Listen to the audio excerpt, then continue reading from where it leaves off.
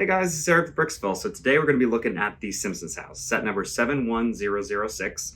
It was originally out from February 2014 to December 2017, and it went for $200. Today, you're looking at around $400, $500, depending on if it's new or used, and also the condition of the box. Some new ones I've seen for up to $650, but that's a bit high.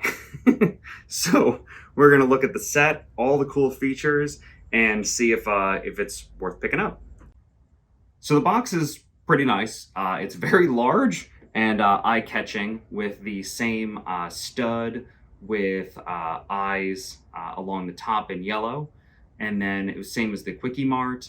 We have the figs that line the top of the box, which shows Bart, Homer, Marge. We got Maggie with some uranium, Lisa, and Ned Flanders, of course. On the back of the box, it kind of walks through what you would see with how it opens up, so you have an idea of what you're getting yourself into, and then also some just scenes that you might be able to recreate. Essentially, this box would encourage me to pick it up, and I think it did, although I wish it had encouraged more people to pick it up so there's more out there. So for Minifigs, we have the entire Simpson family. From left to right, we have Bart, then we have Homer, we have Marge, Lisa, and then they did include Ned Flanders, which, seeing how most of his stuff is in this house, it kind of makes sense. And then we got little Maggie on the end. The style of these is a little bit different from the CMFs and what we saw in the Quickie Mart, because they have really heavy eyelids, which my wife joked around that they're at home and relaxed. But I didn't really like that style. It just kind of, it doesn't, Bart a little bit I can get because he's kind of like giving a side eye, but it just, to me, is not really accurate to the show, but the molds are good. And they use those molds later on to much better effect, in my opinion. So the Simpsons house is set up differently than modulars today. It's not like the top floor can come off and then you can see the bottom floor. It's actually, from what I can see, inspired more by traditional doll houses. Now the entire roof sections come off individually, so the entire front, and then the back has two. The garage is a similar style. We'll go over that later though. But you have it set up, from what I can tell accurately, to the layout of the actual Simpsons house in the show. You've got the parents' room over here, the bathroom, then you have Lisa's room and Bart's room over here, all surrounding the central staircase hallway area. So starting off in Marge and Homer's room, we have the crib where Maggie can sleep, and then we have their master bed with two nightstands, and in this layout has a basket on the side. But their room is pretty plain, green floors throughout the entire top, but and then one of the windows is actually blocked by the bed. So then we go to the restroom. You have the shower in the corner with the hot and cold tabs, and then a toilet, and then actually one of the really funny features is they included a classic car door as toilet paper, and it's hanging down and unrolled. And then their mirror is not reflective at all. It's just light bluish gray, which is an interesting choice. I think they could have done a sticker or something like that on there, seeing how they already have sticker sheets, but it's just kind of plain and flat, but a good, decent, small bathroom.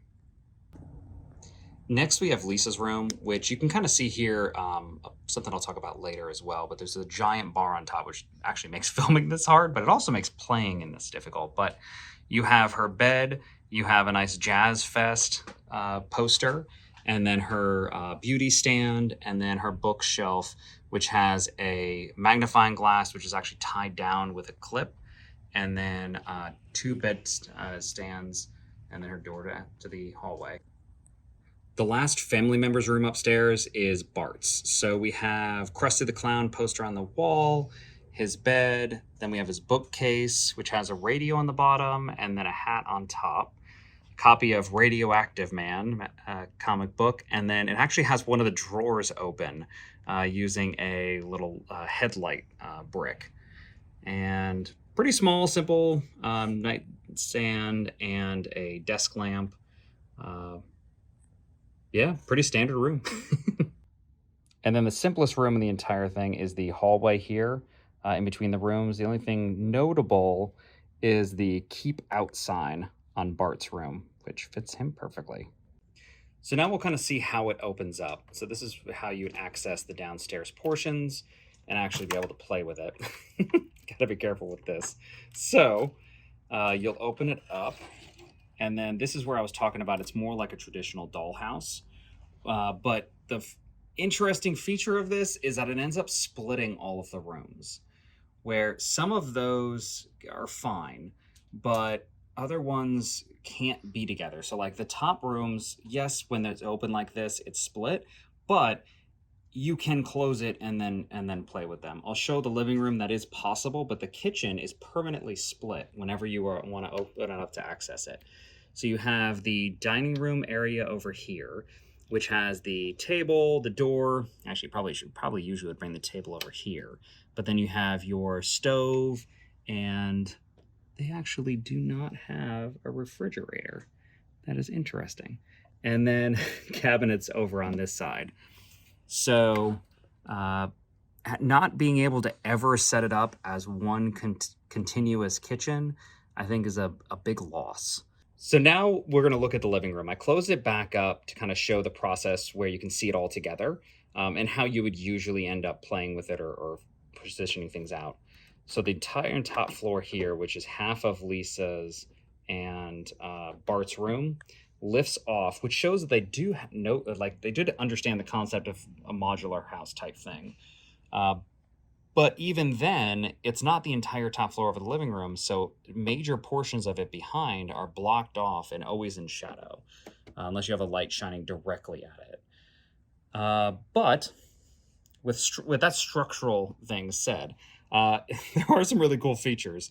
So you have the TV, which is actually attached to the floor. It has the Itchy and Scratchy show playing. And then you have the rug from the show and the couch with the boat scene over top. So now we're going to look at the garage, which actually before I move in, I wanted to point out the air conditioner on the outside actually has a property of Ned Flanders on there, which they have those scattered throughout. But lifting off this, the two roof pieces, you have the family garage, which the car fits perfectly within, even though in the show he crashes through the garage and into the living room. But I guess if he took a hard left turn, but whatever. We don't have a door in between the living room and the garage, and it does actually move from the house, which I'm going to show that. So it does actually come separate if you wanted to do that. But we have the entire maintenance rack here with some paint cans, some tools, which clicks onto the side, brooms, toolboxes, which one upgrade that I would do is inside of the CMF series for Ned Flanders, the toolbox says property of Ned Flanders. So I would definitely suggest getting that because it's a nice little upgrade. But then we have the family car, which you've got an opening trunk with the stick of uranium from the opening scenes, and then a pretty plain inside to the car, but pretty accurate to the show. And I wanted to show off some of the accessories that come with this house, but I'm doing it in the back here to show that there is a little tiny porch outside the back door. Not a lot, but if you wanted to create a scene, it wouldn't be too bad with their backyard.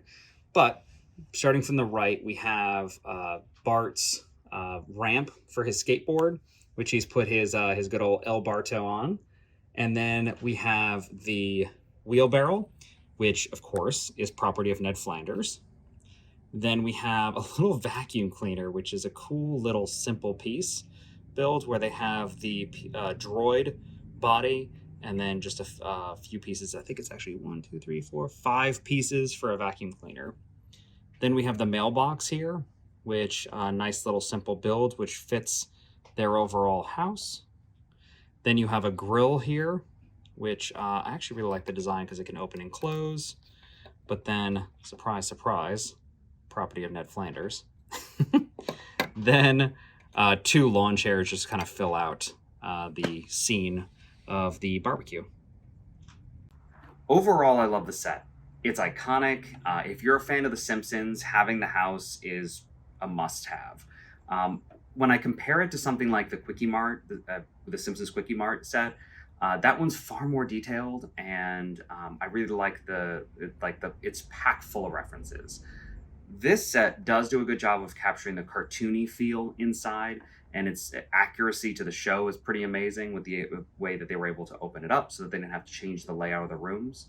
The figs, I didn't really like the eyes, as I mentioned before, compared to the later iterations in the Quickie Mart itself and also the CMF series, but they're good standalone figs and accurate to the show. And then just the hidden references everywhere. Property Ned Flanders, it's hilarious. I think this set is definitely worth picking up. I think it's only going to, at the current price, it's only going to be if you're a hardcore fan that you're going to want to pick it up. But it's definitely worth keeping if you have it, and picking up if you're a true lover. So that's what we have today. Thank you for joining us. Please subscribe and like our channel and turn on those notifications so you can see more of our reviews in the future. And if you have an idea for what the next set that we should review is, let us know in the comments. All right, see you next time.